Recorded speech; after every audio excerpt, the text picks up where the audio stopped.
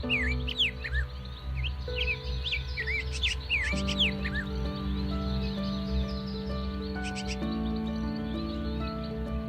tembakau DFC Drug Fire Cure ini harga yang luar biasa, harga gila-gilaan.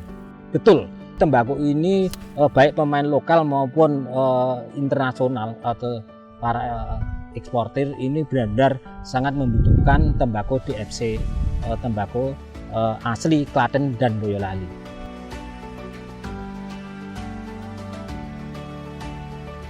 Nah, tembakau Temanggung itu kan di pabrik fungsinya sebagai flavor. Flavor itu penentu rasa. Jadi kalau kita makan itu tuh lauk. Ya, kalau yang tembakau virgin itu kan sebagai nasinya, fillernya itu yang banyak jumlahnya, tapi kan di daerah banyak daerah ada. Tapi kalau flavor itu kan nggak di semua daerah.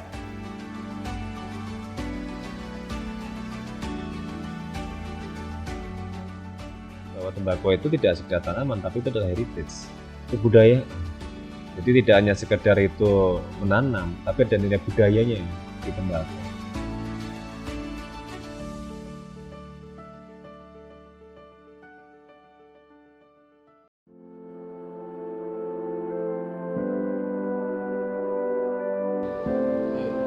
Musim sibuk bagi sentra penghasil tembakau di Jawa Tengah ditandai dengan dua hal.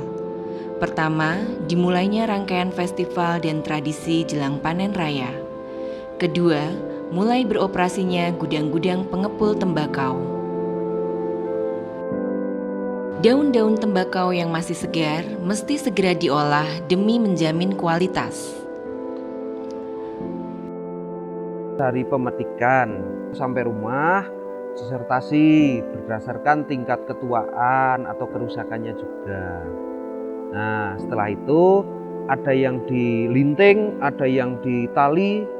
Nah, itu untuk siap dimasukkan ke dalam ruangan imbon. Warna kuningnya itu sesuai dengan permintaan pabrik. Kan juga diumumkan misalnya melalui petugas lapangannya, warnanya kuning. Tani kan juga sudah tahu, oh kalau kuning ya kuningnya seperti ini.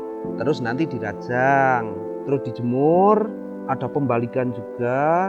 Setelah dijemur, dimasukkan ke dalam rumah, ke dalam ruangan, ditutup pakai terpal, ada juga yang pakai plastik, biar rata.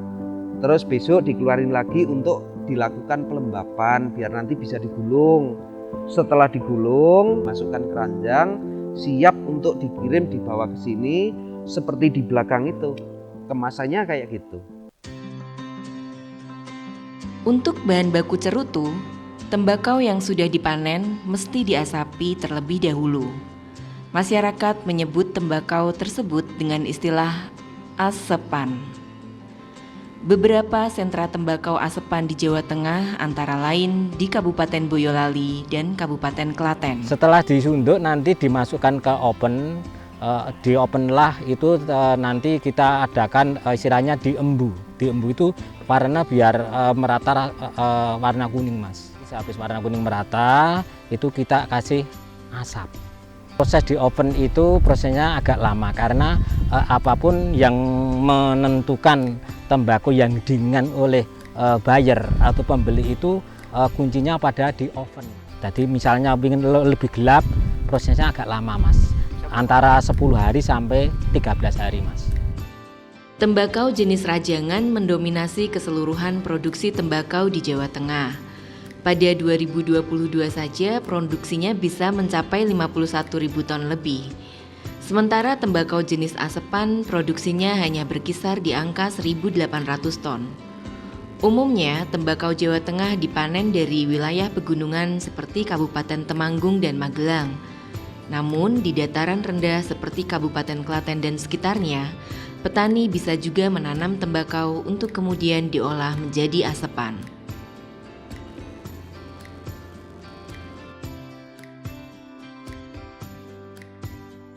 Sekarang ini kan modelnya borongan. Jarang orang sekarang mau kerja dengan upah harian, nggak ada yang mau. Jadi modelnya borongan, 1 hektar 15 juta. 15 juta itu sudah nanti cangkul sama sampai akhir ya. Yang paling tidak sekarang itu 1 hektar itu butuh anggaran sekitar 56-60. Itu yang daerah bawah loh ya, belum yang daerah atas. Ada lagi, daerah atas itu butuh pupuk kandang. Pupuk kandangnya itu per hektar itu rasionalnya butuh 10 ton kandang. Satu truknya sekitar dengan angkutnya membawa ke atas itu 2 juta. Ya, sekitar 20 juta. Dalam sekali musim tanam, modal keseluruhan buat menanam tembakau di Jawa Tengah bisa mencapai 3,1 triliun rupiah. Selain ongkos tenaga kerja, harga pupuk non-subsidi yang kian melambung menjadikan dua komponen tersebut sebagai komponen pengeluaran terbesar yang mesti ditanggung petani. Tembakau yang sudah dipanen dan diolah oleh petani, kemudian diantar menuju gudang-gudang tembakau. Untuk tembakau rajangan, ada 2 jenis pengepul yang biasa mengambil peran. Salah satunya grader yang ditunjuk sebagai perwakilan pabrik rokok.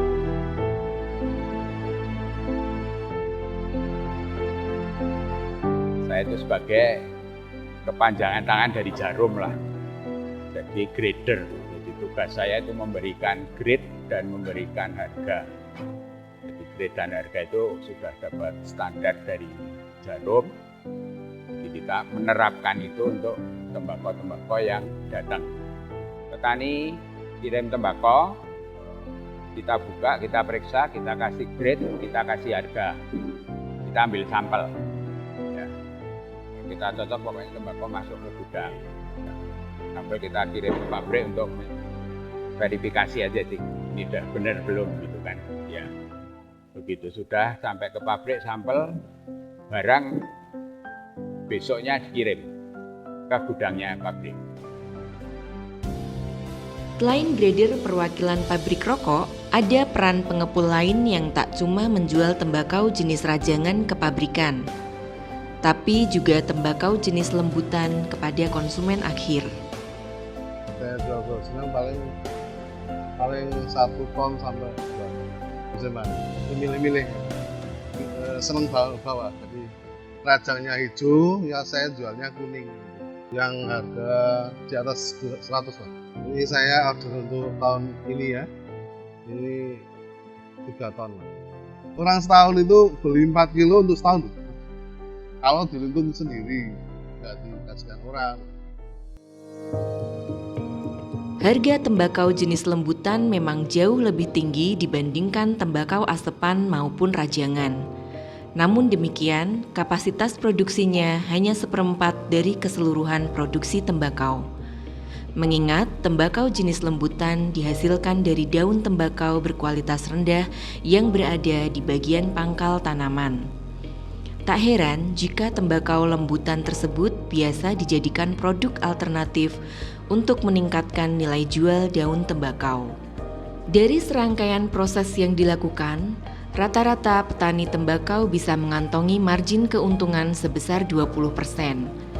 Yang perlu diingat, keuntungan tersebut tak cuma dirasakan oleh pemilik lahan, tapi juga oleh penggarap, pengolah tembakau, grader, juga setiap orang yang bersentuhan dengan rantai pasok komoditas tersebut.